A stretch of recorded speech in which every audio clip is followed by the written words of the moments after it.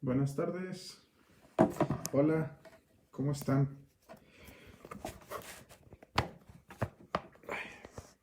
Se ve mejor. Buenas tardes.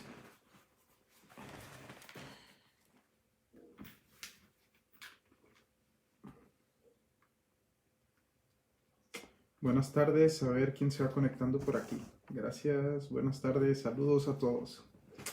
Buenas tardes. Bienvenidos, bienvenidas a Live de Ateísmo Católico. Bien, gracias a Dios, Mauricio, gracias. Gracias. Muy bien.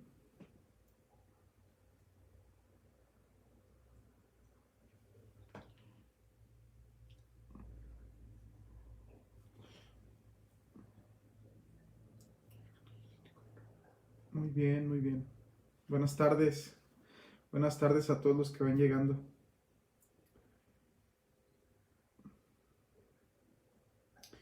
A la jefa no falla, está fan destacado la jefa. Buenas tardes a todos, bienvenidos a Ateísmo Católico, a su podcast donde tratamos temas de filosofía, teología, fe y razón, temas de actualidad, temas controversiales como el del día de hoy, donde hablamos de la riqueza del Vaticano, ¿no?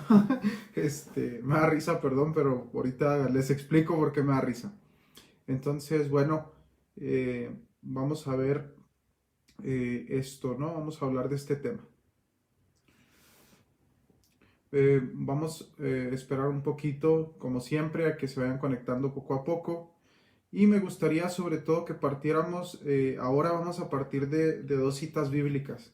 Es raro que yo parta de la teología y luego que pase a la filosofía, a la sociología, casi siempre parto al revés, pero me gustaría que fuera así como contundente el argumento, sobre todo en este tema tan controversial.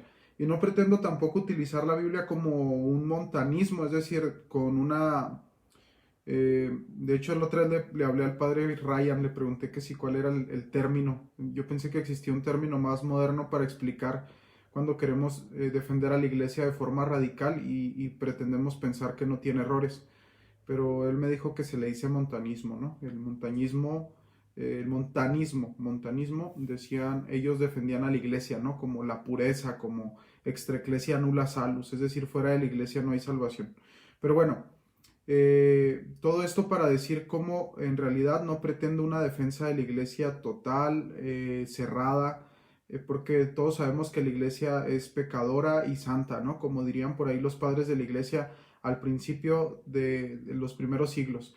La iglesia es meretrix y es santa, es decir, la iglesia, en cuanto que somos seres humanos lastimados por el pecado original, somos seres que podemos cometer errores y también podemos cometer pecados, ¿no? No estamos exentos y hay que ser como San Pablo, ¿no? Tú me presumes de todo lo que haces, tú me presumes de tus perfecciones, bueno, yo te presumo mis fragilidades. Y yo creo que esto nos da una iglesia más afable, una iglesia que hace puentes, como diría el Papa Francisco, y lo replica constantemente Tere Ávila en su podcast. Yo soy fan de Tere. Entonces, vamos a decir entonces que en este sentido va, ¿no? Decir, bueno, es una comprensión de la administración de la iglesia.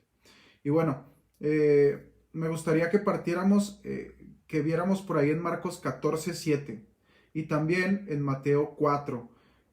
Ustedes se acuerdan, en Marcos 14:7 resulta que se acerca una mujer y estando Jesús en una reunión, quiebra un frasco de alabastro con perfume de nardo carísimo de París, dirían mis sobrinas, ¿no? Con un perfume muy caro. Y Judas inmediatamente calcula cuánto se ganaría al vender ese perfume. Ese perfume, inmediatamente después de que quiebra el perfume, Judas dice, ese lo pudimos haber vendido a los pobres, ¿no? Vendido para darle de comer a los pobres. Y Jesús le dice inmediatamente, era a los pobres. Porque él cuidaba la bolsa y de ahí robaba, ¿no? De la bolsa. Judas ya era mañosillo, ¿no? Entonces el Señor pues prácticamente le dice, no es para eso. Y le dice, bueno, se lo pudimos haber dado a los pobres, pero resulta que el Señor le responde, déjenla tranquila porque la molestan. Lo que ha hecho conmigo es una obra buena. A los pobres siempre los tendrán con ustedes y en cualquier momento podrán ayudarlos, pero a mí no me tendrán siempre. Es decir, lo que hace ruido de lo que el Vaticano puede administrar es la situación de pobreza siempre en el mundo, ¿no? Entonces por eso les digo, a los pobres siempre los tendremos entre nosotros, siempre. Y esto no es en una justificación para decir que el Vaticano no administra bienes, etc. Pero bueno, yo no soy vaticólogo, pero sé lo mínimo para dar respuesta a esta pregunta, ¿no? Que propusieron, ¿no? Al final de cuentas ustedes propusieron este tema. Y en el capítulo 4 de San Mateo, cuando Jesús es tentado en el desierto, ustedes se acuerdan que el demonio le dice a Jesús, si tú eres el Hijo del Hombre, si tú eres, el Mesías, entonces haz que estas piedras se conviertan en pan. Y parto de esta cita bíblica porque el Papa Benedicto XVI, en el libro de Jesús de Nazaret, cuando aborda la reflexión de las tentaciones, dice, no es esta misma pregunta de que si eres el Hijo del Hombre, convierte estas piedras en pan. No es esta misma pregunta o la afirmación que le hacen a la iglesia. Si eres la iglesia de Cristo, convierte estas piedras en pan. Entonces, es una afirmación parecida a la del demonio. Bueno, sin decir que son el demonio las personas que nos preguntan esto, vamos a partir de lo siguiente. Las capillas, los templos, las obras de arte que contiene el Vaticano tienen una administración cultural, es cierto. Incluso tenemos una biblioteca como iglesia, ¿no? Pues bueno, la iglesia somos todos. Un archivo vaticano con una biblioteca muy amplia, con archivos históricos importantes, a los cuales tienen acceso quienes piden permiso y se hace un proceso, ¿no? ¿Qué quiero decir con todo esto?